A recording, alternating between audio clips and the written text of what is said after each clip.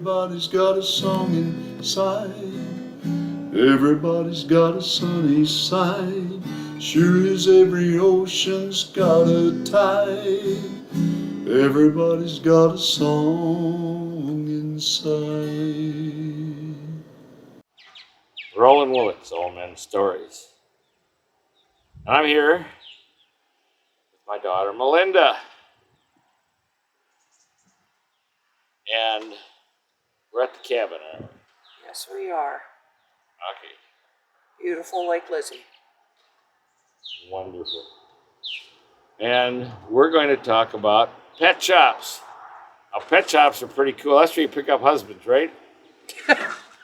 Could be. You never know. Yeah, that's what I looked at. I says, I always thought of myself more as a pet than, participant. It's like, well, I tolerate you as long as you behave. So you just got yourself a new pup, didn't you? Yeah, we did. We had recently lost one of our pets, and we decided to go without pets. And then my granddaughter and I, Jade, and her friend Amaya decided to go over to PetSmart and get some cat stuff because we still had a cat.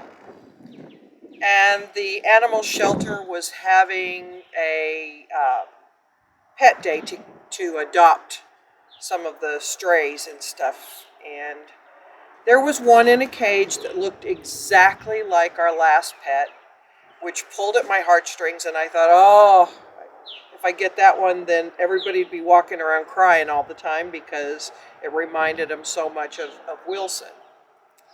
And then there was another one sitting next to it in its cage that just was peaceful and quiet, wasn't barking, and just looked so sad.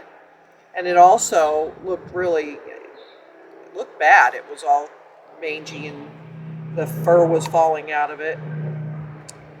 I asked the lady about it, and she said the reason the fur was falling out because it was so stressed being stuck in that cage. So I said, well, can you take it out and put it on a leash and let my granddaughter walk around the parking lot with it? And so she did that, and that dog just stayed right next to my granddaughter, kept looking up at her like, what do you want me to do? I'll do whatever you say. Thank you for getting me out of my cage. So I took a picture, and then she started asking, Ma'am, can we keep this one? And so I took a picture and sent it to my husband, and he responded with a yes. So we ended up adopting a dog that day. No intention of doing that, but anyhow. And so you go back. What do you pet supply place? Where's your pet supply place? Well, it's Paducah, Kentucky, and it's called PetSmart. PetSmart. And you can take your animals with you shopping. So when you go pick up pet supplies like food or leashes or bedding or anything to do with pets, you're allowed to take your pets in with you, and they have grooming there, and they have everything. They have fish, they have cages for hamsters, birds, snakes, reptiles, whatever. Which that's not my idea of a pet, but that's okay. I like the soft, furry, loving kind. I want something I can cuddle, not something that I have to be afraid of. Oh, okay. Well, I had a pet snake that cuddled. So everyone has their own idea of a pet. So, do they have robot pets? That's my next thing. I want to get a robot pet. I don't think so. I think you get those at Walmart. Walmart pets? Yes. Okay, maybe Walmart. a Radio Shack. They have, yeah, exactly. They have the robots, which you don't have to feed. But that's a totally different topic. Yeah. But this one, how was it when it got home? First of all, it did not want to get the dog's name is Laddie, and he did not want to get in the car. But we put him in the car. He was really timid, very, very shy, but he was so loving. And when he got home, he was so happy to be there. And first thing I did is brush him, and I probably got about 5 dogs worth of fur off of him. I don't know how a dog could lose that much fur, but then we made an appointment with our veterinarian to have him checked out, make sure he didn't have heartworm or any of those things. He had already had all of his shots, and he had already been neutered, so that's one of the things that when you adopt a pet, they have to do for you before you can, before they can adopt a pet out. And he seemed to really like his new home. Of course, we tried a few things that our old dog would do, and he wasn't into chasing a ball, although now he's learning that. And I taught him to sit, and I taught him to shake paws, and just teaching him to be a part of the family, and just like he's teaching us to be a part of his life. Yep. He liked his new bed, he liked his new toys, he was all excited. Plus, I thought for sure we'd have to keep him on a leash when we took him out because he'd run off.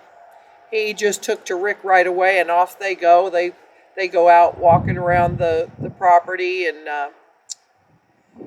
he stays right with them. So he seems to like it where he's at, so I don't think he's going to go anywhere.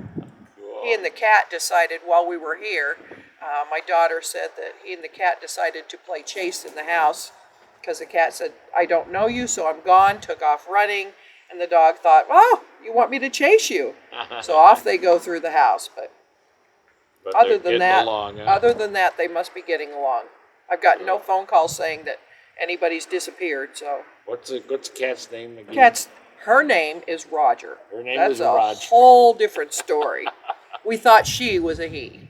Well, I remember Roger. Yeah, Roger sort of takes care of the house. Yeah, She has a spot on the bed. Yep, between you two, or on top of you two. I'm not sure which. Wherever she feels like. She takes up as much of the bed as she feels like, until the point where I get up and move her because I have no more bed left. It's a king-size bed. That's not very much room for a cat, I guess. She doesn't lay in the direction we lay. She lays sideways. She decides that that's what she needs to be comfortable.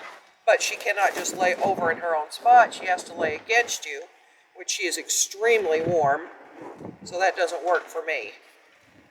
Okay. Well, thank you for the talk, and I think we've completed. Was that tough?